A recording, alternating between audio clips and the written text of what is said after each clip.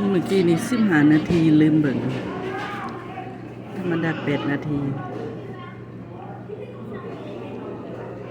เริ่มใหม่จานหนึ่ง15 นาที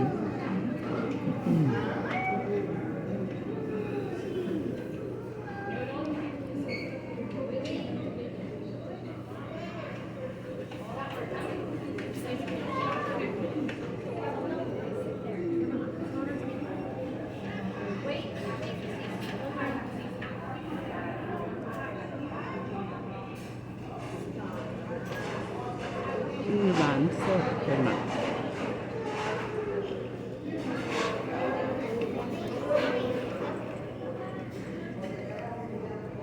ต้องมีหวานเนี่ยน้อยหนึ่งใส่กันหวานหลายกับบอก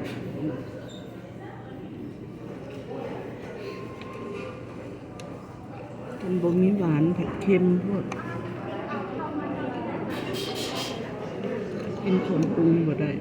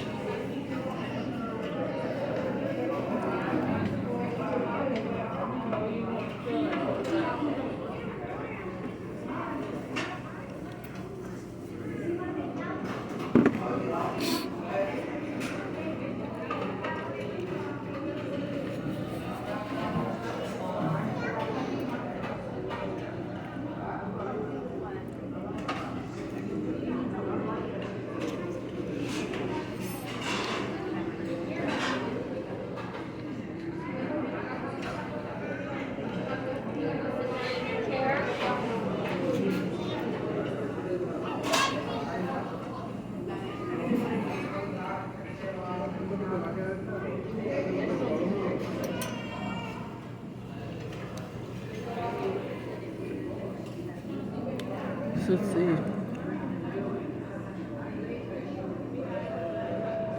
ใหญ่ขนาด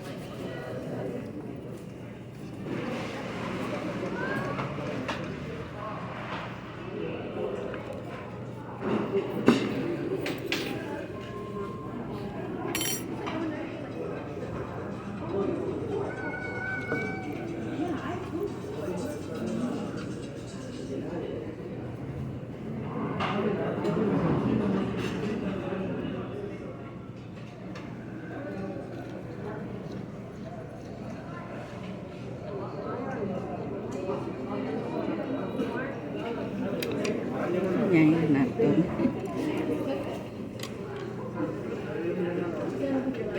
เป็นสิ้นดาดหมูกระทะหมูกระทะอยู่บ้านเขาฝักเอาไปเห็นว่าเอามีดซับคือเจ้าซอยบางนะซอยบางเป็นเส้นใหญ่ๆแบบคือน่ะต้นเห็ดบ่สเต็กแบบใส่เฟอนะแต่ว่าเขาจะเอามาขัว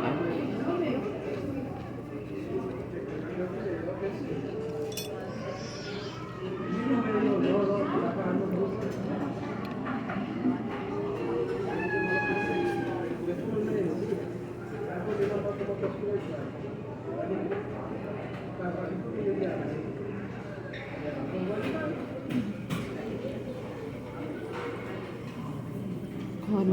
แบบนี้บ่เป็นตาอยากเนาะ เป็นเนื้อตัว ดำๆเพราะว่าเขาเจ้าใส่เครื่องปรุงอันเทพนะมันแหละอันเสียสีคอนคันอันนี้เขาจะบ่ใส่หยังเขาใส่ดีอันนี้เขาเจ้าใส่แบบแกงเผ็ดนะมักพริกแกงเผ็ดมันแล้วมัน คือเรา มันมา cover นะ บอกว่า คอนมันระบบสีมันละบ่งามสีเก่ามันงามกว่า นี่มันเนื้อดำๆนะเนื้อซอสเหมือนกัน เอากะ เขาใส่ซอสเป็นดำ แกงเผ็ดแบบอันนั้นน่ะบ้านเฮา ๆเป็นไข่ดำ มันซ้ำใส่ซ้ำ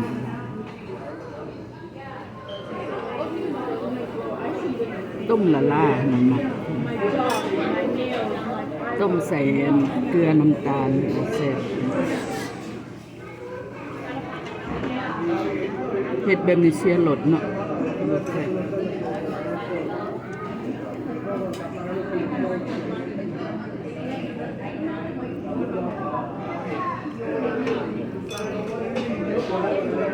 แบบนี้แซ่บกว่าแบบตัวเฟรช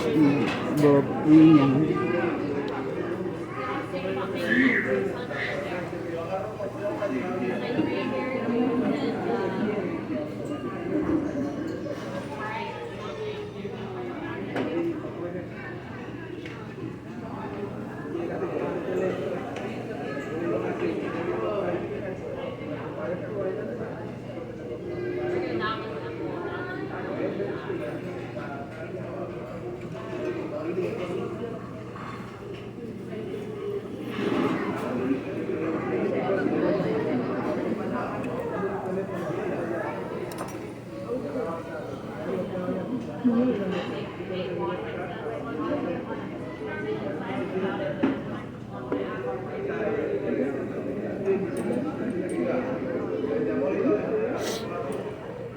กินยาเสีย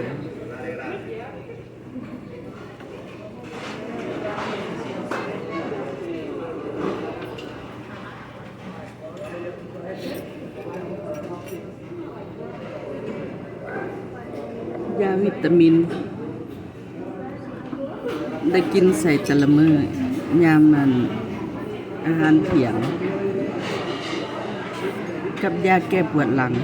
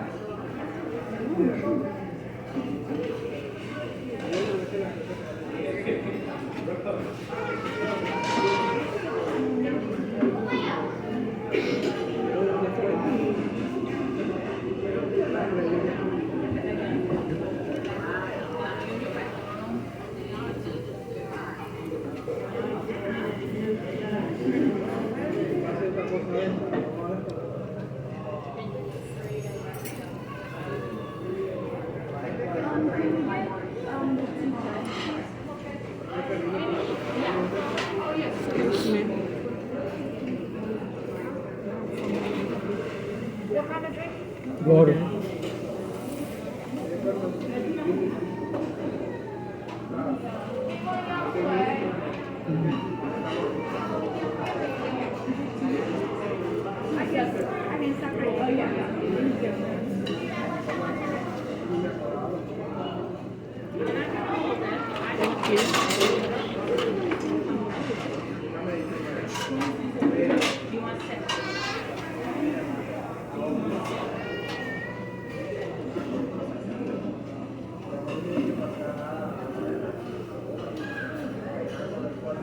เจ้าของ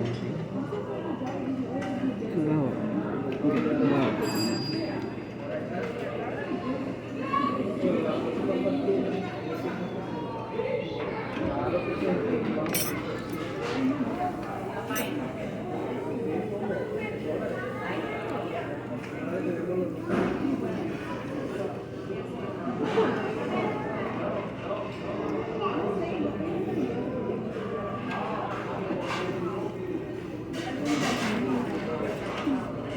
อิ่มเลยได้ค่อย